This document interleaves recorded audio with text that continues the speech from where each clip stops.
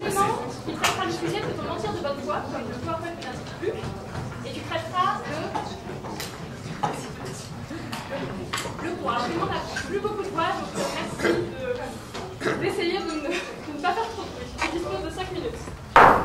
Comme vient de le dire Laure, la dernière fois, Louis avait remarqué que j'étais parkinsonien. Aujourd'hui, je suis encore parkinsonien. En plus, je suis mourant. Donc, je vous prierai de ne pas rire, ça fera du silence. Messieurs du jury, mesdames, mesdemoiselles, messieurs, je plaiderai le pour. C'est très original en ce moment.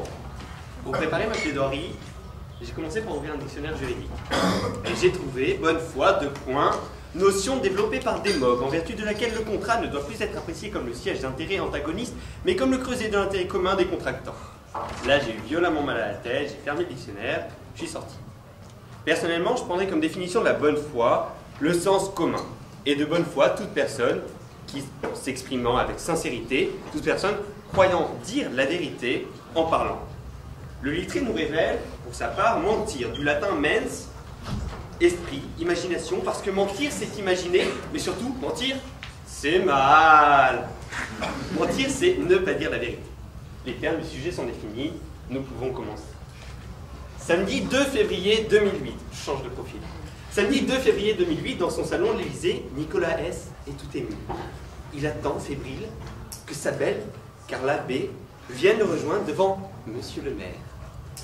Dans quelques minutes, comme il l'avait promis à Cécilia, et comme il l'avait promis à une autre avant dont tout le monde a oublié le nom et dont tout le monde se fout, il lui promettra amour et fidélité pour la vie. Jusqu'à ce que la mort les sépare. 2 ans plus tard, c'est son ami, Éric B., un certain ministre, qui se retrouve à sa place et qui promet à une charmante Tunisienne, bien blanche, même un peu palote, amour et fidélité, une fois n'est pas coutume, pour Éric, pour la vie, jusqu'à ce que la mort les sépare.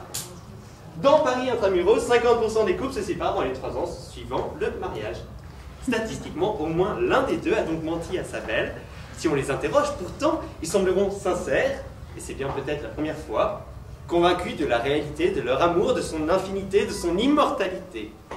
L'un des deux a donc menti, il n'a pas dit la vérité, et les deux étaient de bonne foi.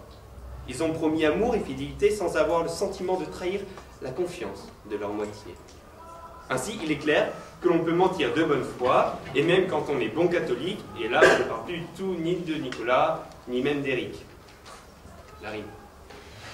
Pour vous donner un exemple le plus proche de vous, la communication de l'ESSEC a mandaté une formidable entreprise, EuroRSCG, pour réaliser la nouvelle communication de l'ESSEC de votre belle école. Pour faire la couverture de leurs plaquettes, ils n'ont bien évidemment pas choisi de vrais étudiants, mais de beaux mannequins, avenants, le teint frais, les dents blanches, photogéniques, quoi. Quand la direction vous affirme, c'est des vrais étudiants sur les plaquettes, ils le croient sincèrement. De toute façon, ils ne connaissent pas les étudiants. Ils vous mentent, mais c'est de bonne foi. En revanche, le directeur du programme PhD, attention, là ça va être marrant, pour les élèves doctorants, a exigé que ce soit une vraie étudiante qui fasse la couverture de sa plaquette. Oui, monsieur, voilà, permettez-moi de vous présenter en exclusivité la nouvelle plaquette de présentation de l'ESSEC pour la promotion des PhD. Manifestement, lui non plus ne connaît pas cette étudiant, sinon il n'aurait jamais fait ce choix. Je vous prie d'apprécier l'agréable physionomie de la personne présente en couverture de cette plaquette. Bien coiffée, le teint lumineux, l'œil vif, la pomme d'Adam saillante qui lui permet d'exprimer sa pleine féminité. J'ai vérifié auprès de Martine Brunner, directrice communication de l'ESSEC MBA, de l'ESSEC tout court maintenant. Ceci n'est pas une blague du 1er avril. Cette personne, que nous appellerons Gertrude, pour être en accord avec son physique bien plus, sera donc l'égérie de la campagne de communication de l'ESSEC pour recruter les PhD. Paradoxe formidable, dans chaque promo, on a 10 filles assez bien foutues pour quasiment se foutre à poil à la LFPC. On les prend pas pour faire les plaquettes, mais au PhD, on n'a pas un seul prof, chercheur, assez sexy, à part monsieur Ohana et le monsieur Guyot. Et on choisit Peggy la cochonne pour illustrer la plaquette des prochains chercheurs. À l'ESSEC, on aime les défis. J'ai trouvé ma voie. Comme quoi, il faut parfois mieux mentir de bonne foi que dire la vérité avec absurdité. Vous le ferez passer au-dessus du petit. D'ailleurs, mentir de bonne foi, c'est notre lot quotidien. La seule chose répréhensible est de mentir de mauvaise foi. Celui qui ment et qui sait qui ment. Mentir de bonne foi n'est pas répréhensible, en effet. Mentir, le fait de ne pas dire la vérité, or nous ne pouvons connaître l'exacte vérité que quand on a accès à une information parfaite. Or, l'information parfaite n'existe pas. Par exemple, quand Louis de Funès affirme à son chauffeur Salomon: mon gendre est riche, comme moi, et catholique, comme tout le monde. C'est sa foi catholique, bonne ou mauvaise, c'est un autre débat, dans l'universalité passée de sa religion bimillénaire qui le fait mentir de bonne foi cette fois-ci. Ainsi on découvre que l'information peut être elle-même biaisée par la foi, et ça en devient problématique, voire schizophrénique, quand on fait de bonne foi. Non, ce qui est dramatique, ce n'est pas le mensonge de bonne foi, mais la limite franchie par le mensonge de bonne foi quand celui-ci est proféré par quelqu'un d'une profonde bêtise. Attention, là ça devient misogyne.